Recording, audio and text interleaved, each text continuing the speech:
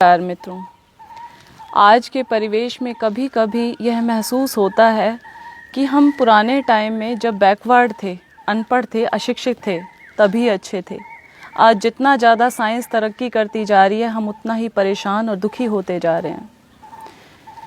आश्चर्य की बात है कि एडवांस और बैकवर्ड की पहचान ही यह बन गई है। आज तरक्की और वैज्ञानिकता के नाम पर भारतीय नागरिक अपने स्वाभाविक खान पान, रहन सहन, दिनचर्या, संयम, सेवा, आहार विहार, वेशभूषा और भाषा तक को तिलांजलि देकर खुश होना चाहता है। वह गुलामी की प्रवृत्ति का शिकार होकर विदेशी संस्कृति को जल्दी से जल्दी अपनाने में अपना गौरव समझ रहा है।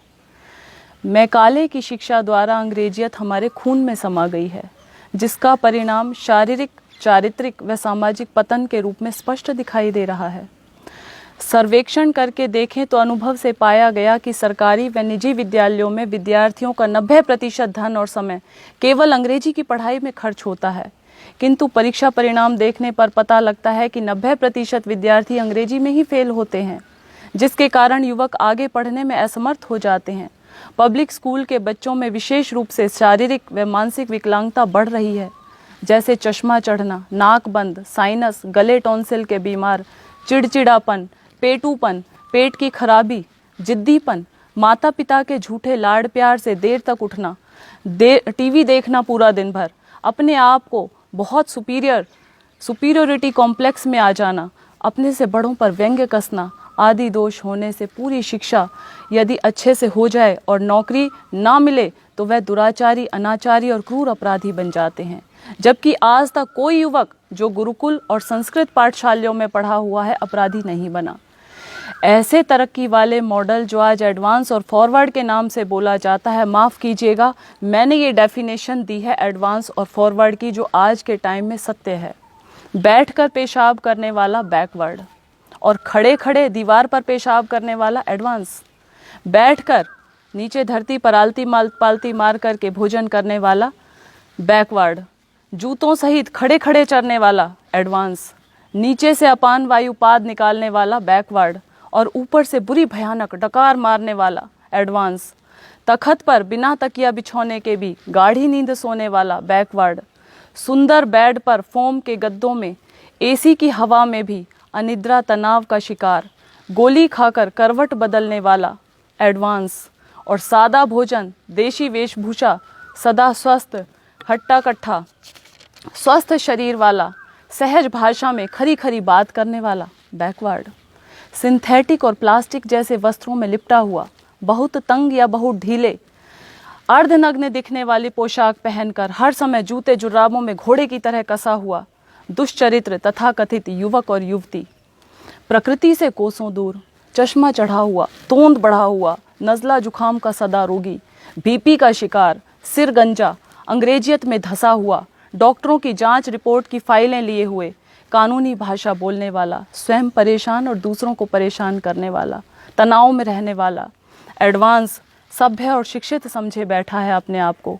आज़ादी की मातृभाषा बोलने वाला बैकवर्ड और गुलामी की अंग्रेजी भाषा बोलने वाले को हम एडवांस मानते हैं। इन उदाहरणों की वास्तविकता को देखकर मैं भगवान से यही प्रार्थना करूंगी कि ऐसी तरक्की से तो हम बैकवर्ड ही अच्छे हैं। क्या मिला हमें ऐसी फूहड़ शिक्षा से, ऐसी तनाव देने वाली सभ्यता से और परेशान करने वाले शिष्टाचार से? किंतु एक तथ्य यह भी है कि आवश्यकता ही आविष्कार की जननी है। जब मनुष्य की संख्या अधिक होने पर ज़्यादा सुविधा का इच्छुक बनकर अपनी इच्छाओं का दास हो अनुचित मार्ग से संग्रह का रास्ता अपनाया, अति संग्रह के परिणाम स्वरूप सामाजिक संतुलन और अभाव बढ़ गया। फिर एक दूसरे की आपस में प्रतिस्पर्धा और ईर्ष्या द्वेष बढ़ गए।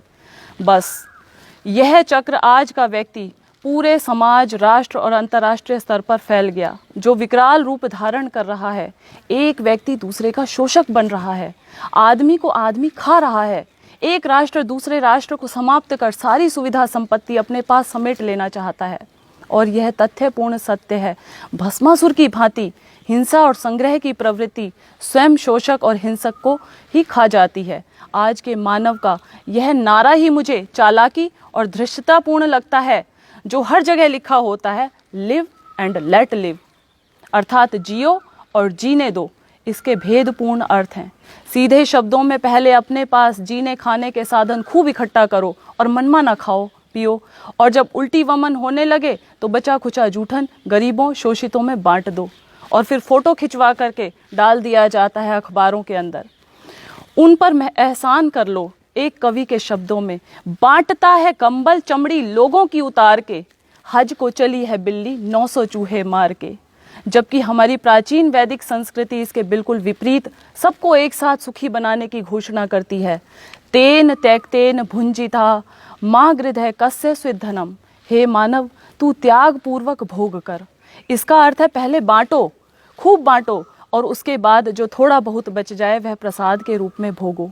कितना विशाल आदर्श और जीवन का, जिसमें अभाव तनाव और असंतुलन की गुंजाइश ही नहीं रही। इस प्रकार अपने जीवन को सदा शांत सुखी और प्रसन्न रखते हुए शतायु 100 वर्ष जीने की शिक्षा दी जाती है। नमस्कार।